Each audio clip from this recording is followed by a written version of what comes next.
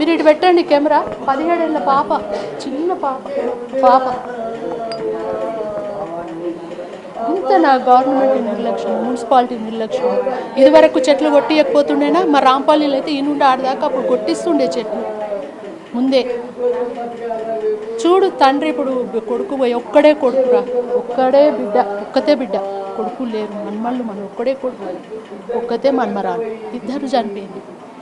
ఆమె cancer patient మా అక్క, మా బావ హార్ట్ పేషెంట్. ఇప్పుడు ఆమె బతుకు ఎంత ఆగమని చూడండి. భర్తను కోల్పోయింది, ఇటు బిడ్డను కోల్పోయింది. చెప్పండి.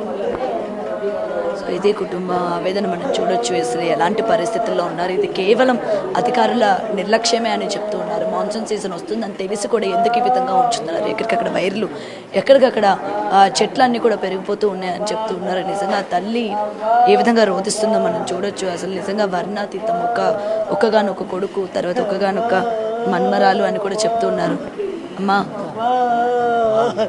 నా కొడుకుతో ఏం మాట్లాడాలో వేరు.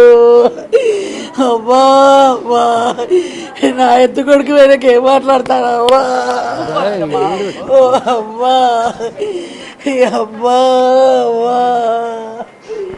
రైట్, ఇది పరిస్థితి. ముఖ్యంగా అధికారులు దయచేసి నిర్లక్ష్యంగా ఉండొద్దు, మరో ప్రాణం ఇలా పోకుండా చూడండి అని చెప్పి ఇటు కుటుంబం ఏ విధంగా రోధిస్తుందో మనం చూస్తున్నాం.